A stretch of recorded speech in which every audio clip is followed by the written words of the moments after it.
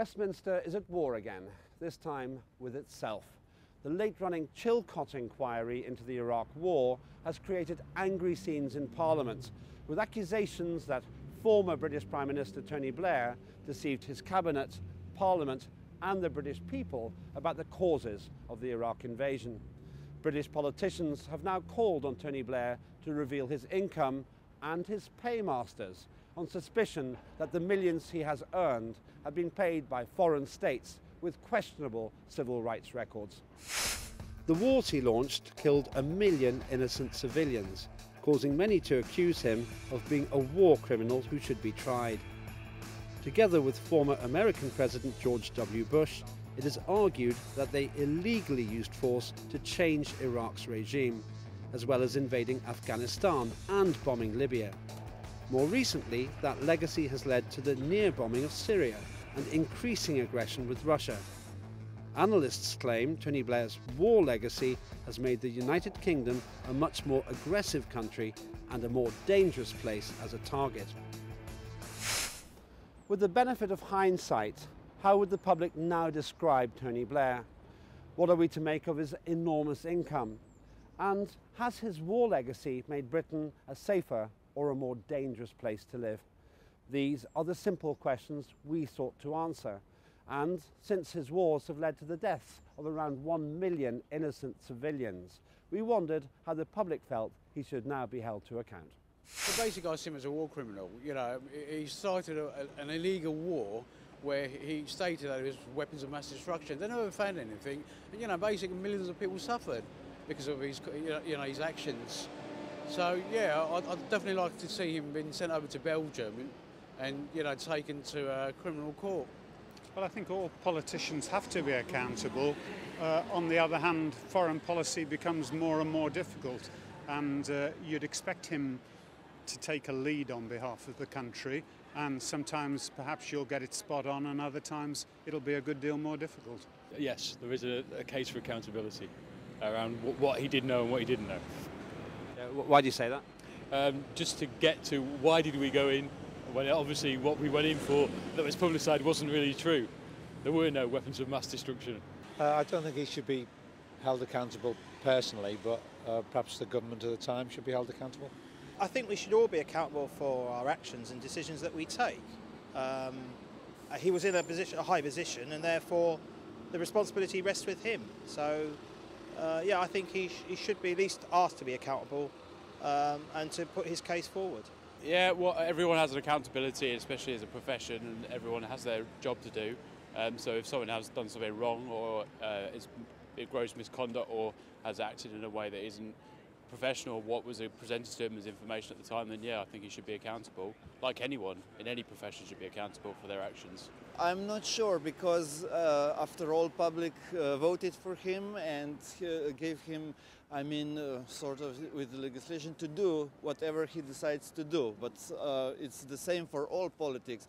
And if people are not satisfied with actions performed by politics, then I think they should have some instruments to withdraw them, simply said. Yes, I do. I think they should. George Bush has just faded, he's off, I gather he's off painting, sitting in the bathtub painting. And yes, they should, both of them, but Tony Blair for sure should be accountable. Definitely, yeah. Why do you say that?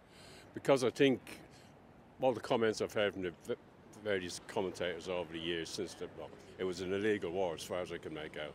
And I think he was too close to Bush, buddy type people, and I think the decision was made between him and Bush before it was ever tested elsewhere. So Tony Blair clearly evokes strong emotions amongst the public. We invited our experts to comment on what they believe is the right course of action in regard to his war record. Well, he should be on trial in The Hague, after which I hope he'll get life imprisonment in not solitary confinement, but locked up with George W. Bush in the same cell for the rest of his natural life. That might be called cruel and unusual punishment under the United States Constitution, but I think it fits the crime.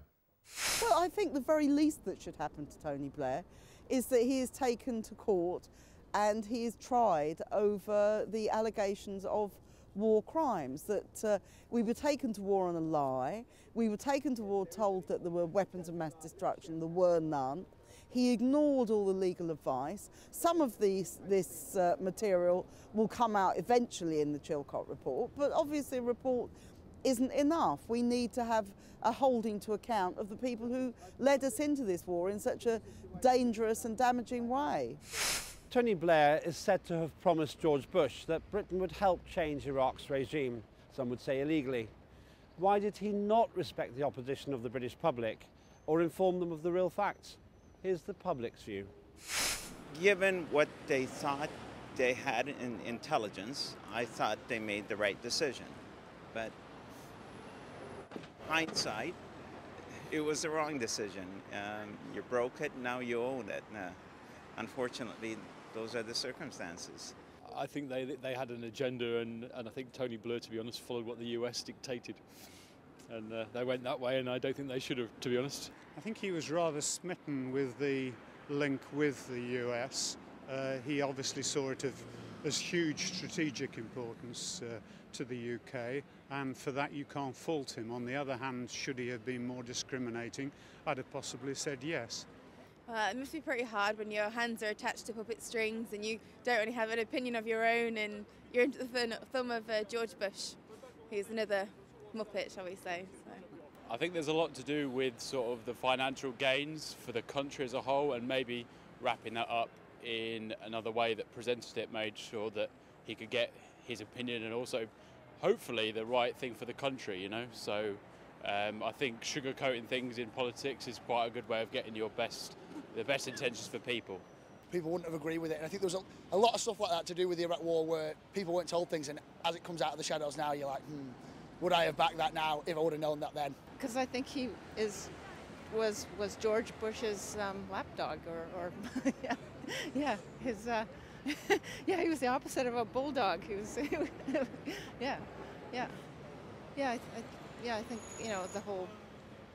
the whole thing of after 9/11, why they went to Iraq instead of dealing with the Saudis who were really behind it all. It's Strong views from the public. Did Blair promise Bush that Britain would support the Iraq invasion? Why didn't he share the real facts? We asked for clarification from our experts. Well, Tony Blair did even worse than that, because he repeatedly told the House of Commons that no decision had been made.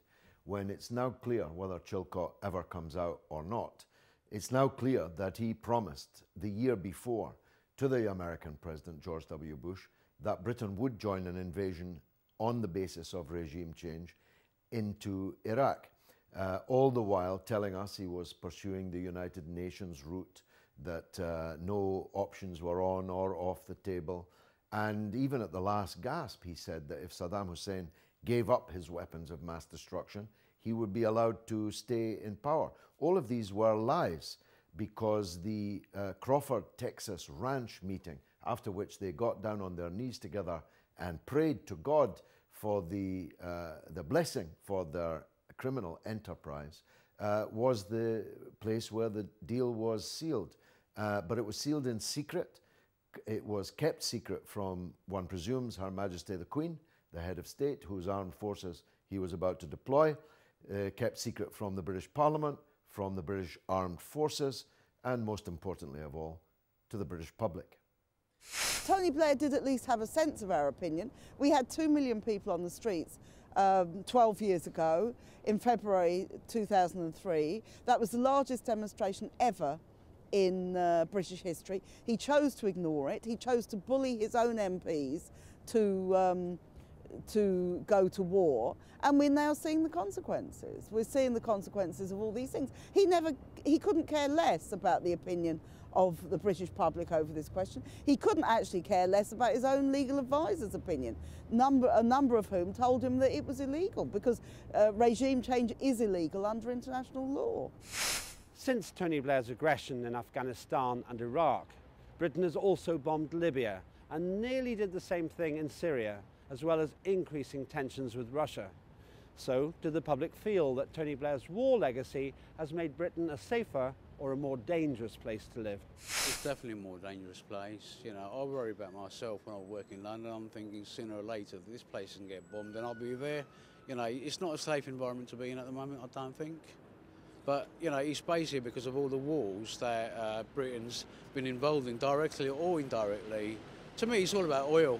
You know, that's what it comes down to, basically, or natural resources from other countries that they can take. Well, one would certainly think that it made it less safe, but I'm not so sure. Certainly, you know, all kinds of stupidity has happened in Libya as well as in Syria. Do I think could have been done better? Absolutely. Do I agree that there should not have been intervention in Syria? I do agree with that. At the same time, given what has happened in Iraq and in Libya, I think, you know, supporting the Assad regime might have been the best, and having him do certain things to improve his, you know, the way he governed. I personally think Britain is a much safer place to live, having just spent 4 years in Kenya, where we've seen great terrorist issues there. I mean, 2 years ago with the Westgate, or sorry, a year ago with the Westgate attack. I think Britain's a very safe place. I'm glad to be back. I feel safer walking the streets. I think a lot less safe, because obviously these things tend to spread to your home ground, your home soil. Once you get involved, you are a participant, and therefore, you know, you are involved, and that's not a safe thing to be involved in. More dangerous, less safe. And why is that? Well, the rise of Islamic terrorism, or the fundamentalists, that sort of thing. It's more dangerous, completely more dangerous. I mean, look at what he's caused. Him and George Bush have gone into Iraq and Afghanistan all these years ago, and the people there are still suffering. And I'm sorry, what are they doing? George Bush is probably on a golf course somewhere, and Tony Blair is being a correspondent for the Middle East somewhere, and it's a joke. It's an absolute joke. More dangerous place, definitely, especially because of Iraq. Iraq is in a worse state now, chaotic, than it was under Saddam, if you like. I'd say us in America are always going to be a dangerous position just because of who we are and what we represent. But yeah, I'd say maybe it is more dangerous than it was. Yeah, definitely. I think far more dangerous, just because of the vacuums that they created. I mean, not that Saddam Hussein was an ideal leader, but I don't think they thought through the consequences, and it seems, in my mind, to have created a much more aggressive, violent, sort of terrorist community. So is there evidence to show the real effect on Britain's security of Tony Blair's military activities? We asked our experts. It's fantastically more dangerous. In fact, the entire world is more dangerous as a result of the insane act that Bush and Blair committed. Moreover, they can't say they weren't warned. And I don't just mean by people like me or by the millions of people marching on the streets of London and around the world who told them the same thing. They were told by Dame Eliza Manningham Buller. That's quite a mouthful, but she's a former head of the British Security Services. She told Tony Blair that an invasion of Iraq would make Britain a far more dangerous place, would inflate the danger of fanatic terrorism, not just in Britain, but around the world. He ignored her too. I think Tony Blair's legacy will be remembered as one of warmongering, as one of taking us into a war where he was reckless about the consequences, and we're still living with the consequences. The British are now bombing Iraq again. There is war spreading throughout the Middle East. There are conflicts with Russia. The situation in Libya is a complete disaster. It's effectively civil war where the government can't govern. All the talk about democracy and freedom, and Tony Blair still keeps repeating this kind of thing, was nothing more than a lie. The Chilcot inquiry may contain evidence that Blair deceived his cabinet, Parliament and the British public about the Iraq invasion. Yet he still refuses to apologise and insists he was right. In that light, how would the British public describe Tony Blair himself and the position he's taken? Well, I think at this stage it's very unfair that the actual report hasn't been published yet, so I think it's very difficult for me to make a call. And I think it would be very unfair to make a comment on whether he should or shouldn't apologise when we don't know the true facts. I mean, he's obviously come out fighting and saying that he did do the right thing, so I think now the best thing is to actually listen to what he's got to say, and hopefully he'll come clean and say this is exactly what happened and this is why we did what we did. And that should then either vindicate him or not. Well, I think he said yesterday that he actually welcomed the opportunity to set the record straight from his point of view. Clearly he'll have definite reasons why he acted as he did. I think the Chilcot inquiry is good because I think it's important to look back at these things, but I don't necessarily fault him over his attitude towards the inquiry. I think he's on a different cloud somewhere, cloud 9 maybe. He's absolutely dreaming if he thinks he did the right thing. But maybe again that's just what he has to do for denial and be able to sleep at night. Just deny it.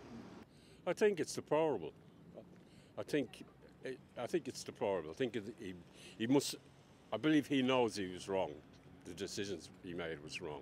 He just arrogance again. He just won't admit it. He won't apologise. Never will. Yeah, obviously he's a politician and he's going to have a certain ego, and they have to have an ego to get to where they are, you know. So he's going to be very guarded and defensive. I think as long as he sticks to his morals and believes what he did when he acted and what he did was right for the country, then I don't think it's fair to judge him now. And maybe it should be also the other people who were supporting him and in his cabinet who should be also made accountable, as they're all working together as a team to make sure they do the right thing for the country. I think Iraq, perhaps there were other reasons, not just political, but also financial gains, and also sealing oil deals with various other countries and conglomerates that needed to have that money seized, you know. So it's not the right issue to have, I suppose. But again, I think he gets so much pinned on him from what happened with that I think he just gives any answer sometimes. I think he just buries his head in the sand sometimes. I think that's what it was. But at the time, I think most people felt like it was the right thing to do, and I think I did it as well at the same time. But now, like you said, since stuff's come out, it's a bit of a different opinion. I think he should probably review the processes and decisions that went on then, and maybe consider apologising or admitting errors were made, which he may do when the report's published, but it doesn't look like it at the moment. Given that the Chilcot inquiry has again been delayed, we asked our experts to share their opinion about Tony Blair's actions and his reputation. I think that Tony Blair is a dangerously unhinged individual. I'm amazed that people are still paying him huge sums of money for advice and God knows what else, paying him huge sums of money to hear what he has to say. And the British and American media seems to wait on his every word. But all the signs that I can see are that he's entirely lost touch with reality. Everyone else in the world can see fanaticism, extremism cascading around the world, can see the world, particularly the Middle East, in flames, can see the danger lapping around our ankles, except Tony Blair, who continues to insist that he did the right thing and that he would do it again. He's isolated, he's cornered, like the rat he is. Well, I think he's pathological, really. I think that he lies repeatedly about it. He obviously does think that he was right in what he did. He won't accept the evidence of what we see in Iraq and Afghanistan. He won't accept the evidence of people who give a different view. He won't accept that it's made him massively unpopular. And indeed, one reason that Labour is not stronger in the opinion polls is generally recognised that many people left Labour or stopped voting for Labour after the war in Iraq. It has been a complete disaster, and the fact that he doesn't recognise it shows how out of touch with people he really is. Since his military escapades, Tony Blair has made millions as an international relations advisor, a speechmaker and a peace envoy in the Middle East. So which motivates him more, people or money? We put that question to the public. Well, I think he's entitled to a few earnings as a result of having such a long stint as Prime Minister. I saw him, particularly on the domestic front, as a very forward-looking Prime Minister, full of leadership qualities and always wanting to be on the front foot. So I'll forgive him for one or two of the difficulties that perhaps he had to ride during his term of office. You know, he's accumulated a lot of wealth in such a short time, but, you know, without any sort of morals, you know, so I don't particularly see him as a good politician. always a good politician, are you? I'm not sure that's the case.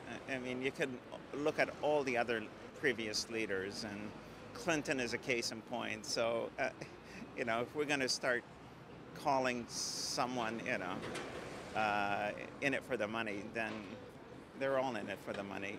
Sorry, that's the way the Western world works. I think that's a totally unfair criticism. I met Tony Blair when he visited New Delhi, and I found him to be a very approachable, very nice person. So, I think that's a very unfair judgment and comment to make about someone like that. I do think that he's made an awful lot of money post being in it, and I think he's got his own personal agenda, and it's not public service. I think once he left politics, there's no reason why he shouldn't make some money, and caring for people after that doesn't really come into it. As far as I can see, he might as well make what he can, as long as he, you know, up to sort of certain limits. But from what I've seen and what he's done, speaking tours and that sort of thing, I think that's reasonable. As a Labour supporter, I would always go down to the fact that he is a people person. He's looking out for the people who are less privileged in life. So yeah, I would have to say generally his whole political approach and the party are better suited to the people who are most vulnerable in society. So yeah, I would say he's a people person. I think the way it looks at the minute is money, and I think what a lot of people think, and the people say it about Obama as well, they're just doing it for the payoff, for the job afterwards, for the millions they're going to make afterwards. I don't know if I think that's true, but I think it's wrong that he's made so much after, like you say, causing so much trouble for so many other people. Money. No question, money. That man has no ethics. He doesn't care about the British public, absolutely nothing. Labour, he brought the public, the nation into so much debt, including he's affected the NHS, brought in these other ridiculous policies and procedures there, and people now are still suffering. So, is Tony Blair motivated more by caring about people or his income? We gave the final word to our experts. Well, they're both wealth and power are Tony Blair's goals, and if he can combine them both, he's happy with that. I guess he'd settle for the wealth and lose the power if he was forced to choose between the two. If I may correct you, he has made in excess of £100 million in 7 years, as our film will amply demonstrate. £100 million, 7 fat years for Tony Blair, 7 lean years for everyone else. He's one of the wealthiest people in the world now. He has a wealth of supposedly at least £50 million. He owns a huge number of properties in Britain. He is very, very interested in making lots of money for himself, and he hasn't done anything for the people that he claims he was setting out to protect. So I think we have to regard what he says as untrue. I think we have to regard him as somebody who's covering up for a crime, and that he really should be held to account by being tried for war crimes. Despite claiming to support democracy, Tony Blair never secured the support of the British people for his Iraq war. However, he has made millions travelling the world as a speechmaker, an international relations advisor, and perhaps ironically as a peace envoy.